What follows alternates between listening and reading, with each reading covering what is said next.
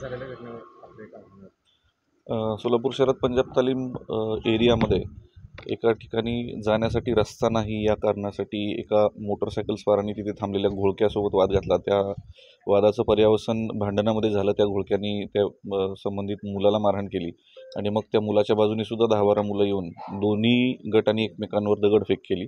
या दगडफेकीमध्ये एक मोटरसायकल, एक 4 व्हीलर याचं नुकसान झालेलं आहे. याच्यामध्ये कुणी गंभीर जखमी नाही. या दगडफेकीमध्ये एक जण किरकोळ जखमी आहे. या संदर्भात योग्य ती कायदेशीर कारवाई गुन्हे दाखल करून करण्यात येत आहे. किती जणांना ताब्यात घेतलं? नाही, अजून कुणाला ताब्यात नाही घेतलेलं. एक फक्त व्यक्ती ताब्यात आहे एका बाजूनी. दुसऱ्या बाजूनी सुद्धा अजून तपास सुरू आहे. माहिती काढण्याचं काम चालू आहे. त्या गटांनी तक्रार वगैरे दिली काय आपण? आता एका गटाची तक्रार घेणं सुरू आहे. दुसरा गट जेव्हा येईल तेव्हा पुढची कारवाई होईल.